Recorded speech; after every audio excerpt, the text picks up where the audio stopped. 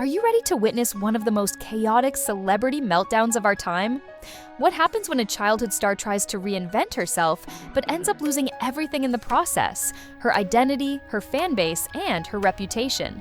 How does a glitter-covered icon go from beloved pop princess to a walking PR disaster tangled in scandals, shady management, and explosive allegations? And just how deep does the rabbit hole go with JoJo Siwa's ongoing unraveling? If you think you know her story, think again. Stick around till the end, because this isn't just a rebrand gone wrong. It's a full-blown public spectacle that's equal parts tragic, baffling, and strangely mesmerizing. Trust me, you don't want to miss a second of this glitter-coated train wreck. JoJo Siwa's rebrand? It's going about as well as a glitter bomb detonating inside a microwave. Messy, chaotic, and absolutely impossible to ignore.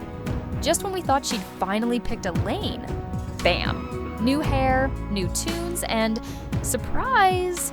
Another full-blown identity crisis popping off like it's her signature move.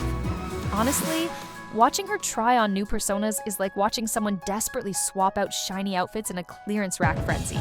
Fast, confusing, and somehow painfully low budget. One week, she's the rainbow-splashed poster child for LGBTQ+ pride, and the next, she's blaming the community for pressuring her to come out.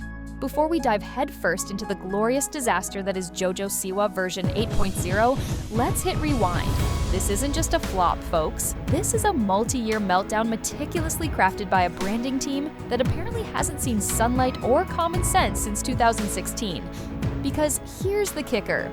Long before JoJo was a walking PR catastrophe, she was a glitter grenade the size of a pin on Dance Moms, bouncing around with enough energy to fuel a Red Bull 4 drip.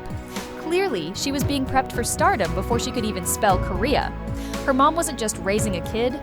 Oh no, she was assembling a child star Voltron, ready to conquer the pastel empire of bows, lunchboxes, toothbrushes, you name it, her face was slapped on it.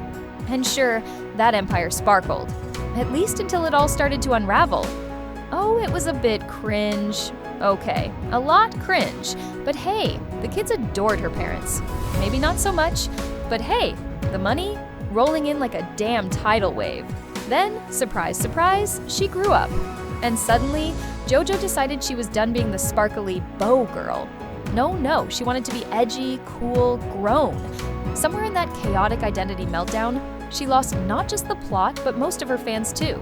So, first up, she comes out as LGBTQ, chops off her signature ponytail, and tries to rebrand herself as the fresh, fearless voice for queer teens everywhere. And for a hot second, she actually had the gays, the girlies, the theys all wrapped around her little finger. But then, classic JoJo move, she blew it. She went full delusional and started calling herself the inventor of gay pop. Yes, really. Not Lady Gaga, not Elton John, not Freddie Mercury, JoJo Siwa. The same girl who once sang about boomerangs and wore candy necklaces like they were battle armor. And instead of letting her music do the talking, she yells, "I'm edgy now," while dropping a song called Karma that sounds like it was ripped straight from a Black Mirror parody about failed pop stars. Oh, and let's not forget, she didn't even write that song. Nope, bought it from someone else and pretended it was her brainchild. Claiming you invented a genre but outsourcing the music? That's like calling yourself a Michelin star chef while Uber eats every single meal. Bravo, JoJo. Bravo. Oh, but it gets better. Things officially derailed when JoJo started doing the public equivalent of identity backflips. She was marketing so hard, you'd think she was trying to sell us a timeshare.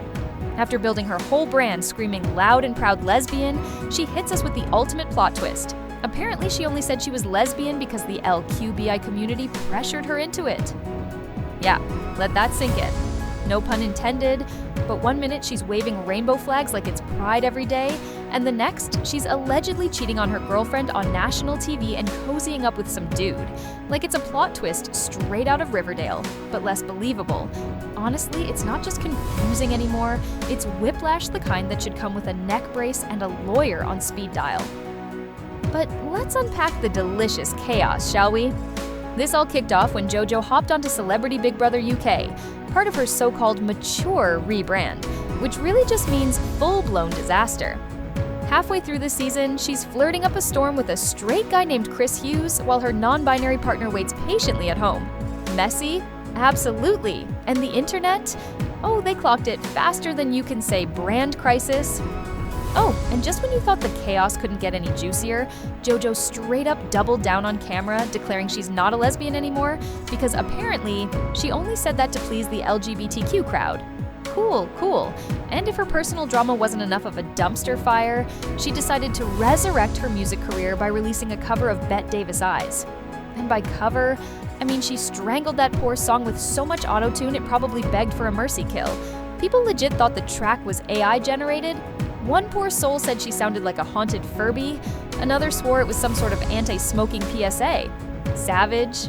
Nah, that's just poetic justice. The comments weren't just savage, they were masterpieces of internet roasting. Her TikTok teaser for the song pulled in over 22 million views, but a measly 400,000 likes. Sounds okay? Nope. The top 2 comments had more likes than the video itself. That's not engagement, honey. That's digital intervention. And here's the kicker, JoJo's not hitting the brakes anytime soon. Nope, she's going full throttle. More TikToks, more chaotic outfits, and music that sounds like it's been passed through a malfunctioning vape. Her vibe now? Backup dancer at a Sims Pride parade? Desperately trying to stay relevant. Because, honestly, she's alienated her gay fans, confused the straight crowd, and waved goodbye to her kid audience. So, where are people tuning in? Spoiler, it's not for the music. Oh, they're not tuning in for the music anymore. Nope, they're glued because it's basically a public meltdown dressed up as performance art. We've gone from live, laugh, love to lick, gyrate, disintegrate real quick. But the real kicker? Rolling Stone dropped a bombshell about JoJo and her girl group XOMG Pop.